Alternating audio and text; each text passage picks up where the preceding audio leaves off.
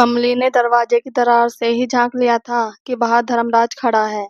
फिर भी दरवाजा खोलने पर वह ऐसे चौंकी जैसे चोरी करते हुए रंगे हाथ पकड़ ली गई हो। कमली मुंह पर हाथ रखते हुए बोली, हाय, तो तुम हो? मैं इतनी देर से पूछ रही हूँ, बोल भी तो सकते थे कि मैं हूँ। धर्मराज ने अंदर आते हुए पूछा। क्या बात है चाची, मेरा आना आपको अच्छा नहीं लगा? बोलते बोलते धर्मराज की नजर जब कमली पर पड़ी तो वह ठगा सा उसे देखता रह गया। कमली शायद उस समय नहा रही थी और यही वजह थी कि उसने उस समय साड़ी के नीचे कुछ भी नहीं पहन रखा था। जिस्म पर चिपके हुए गीले आंचल ने उस समय धर्मराज को मदहोश कर दिया। वह फटी आंखों से कमली को देखता ही रह गया। कमली ने बनावटी गुस्से से कहा, इस तरह क्या देख रहे हो? बड़े बेशर्म हो तुम। बैठो, मैं नहाकर आती हूँ। इतना कहकर कमली फिर से नहाने को मुड़ी, लेकिन धर्मराज ने उसका हाथ पकड़कर रोक लिया। उस समय धर्मराज की आंखें लाल सुर्ख हो रही थी और सारा बदन जोश के मारे कांपे जा रहा था। उसने आओ देखा न ताओ तुरंत कमली को अपनी बाहों में भरते हुए कहा, जो नहाना था वह तुम नहा चुकी हो, इसलिए अब तुम्हें मैं नहलाऊंगा। कमली सिकुड़ते हुए बोली, बड़े बेशर्म हो तुम तो। हटो, मुझे कपड़े तो पहन लेने दो। जल्दी क्या है, फिर पहन लेना कपड़े। इतनी गर्मी है, थोड़ी देर ऐसे ही बदन ठंडा होने दो, फिर जो नहाना हम कराएंगे उसमें कपड़ों का क्या काम। कहते कहते धर्मराज ने कमली को और जोर से भींच लिया। कमली भी और दिखावा नहीं कर सकी और चुपचाप बाहों में समा गई। उसकी छाती में नाखून धंसाते हुए वह बोली, क्या कर रहे हो तुम? अभी कोई आ गया तो बदनामी होते हुए देर नहीं लगेगी। आएगा कैसे? मैंने तो दरवाजे पर पहले ही अंदर से कुंडी लगा दी है। यानी तुम्हारी नियत पहले से ही खराब थी। चाची, मेरी नियत डिगाने वाली भी तो तुम ही हो। बात सच भी थी। कमली के पति मास्टर विद्याधर दुबे की एक शादी पहले ही हो चुकी थी।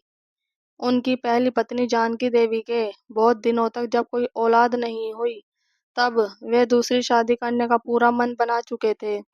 लेकिन उन्हीं दिनों शादी के 8 साल बाद अचानक जानकी देवी पेट से हो गई, तो मास्टर साहब के मन की बात मन में ही रह गई। मास्टर विद्याधर दुबे का बेटा मनोज अभी 10 साल का ही हुआ था कि अचानक जानकी देवी बीमार पड़ी और चल बसी। उस समय घर संभालने की समस्या सामने आ गई। मास्टर विद्याधर दुबे कुछ समझ नहीं पा रहे थे कि कैसे और क्या करे।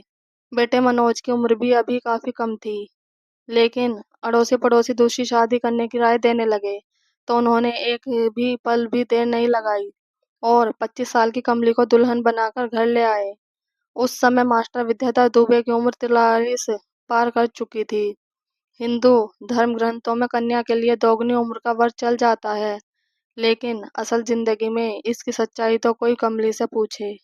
दिन भर स्कूल में पढ़ाने के बाद कुछ ट्यूशन भी निपटाकर मास्टर विद्याधर दुबे थके मांदे घर लौटते हैं, तो जवानी से उमड़ती 25 साला रूपसी पत्नी कमली को देखते ही उनकी आंखें चमक उठती। कभी कभी तो वे कमली को देखते ही इतने बेताब हो उठते कि खाने पीने तक का भी इंतजार करना उनके लिए मुश्किल हो जाता था। मास्टर विद्याधर दुबे बेचैनी से कमली को अपने पास खींच लेते और भूखे बालक की तरह मचलने लगते।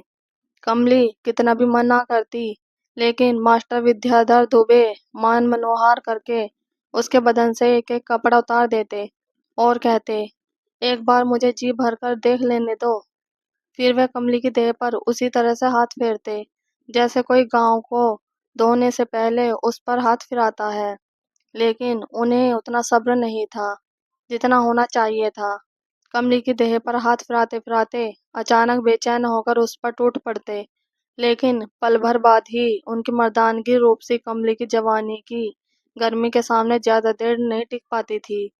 कुछ ही देर की छेड़खानी के बाद वे पस्त होकर एक और लुढ़क जाते, फिर उन्हें जाने कब गहरी नींद घेर लेती। लेकिन प्यासी इच्छा की आग से तड़पती हुई कमली कभी कभी सारी रात करवटें बदलती रह जाती।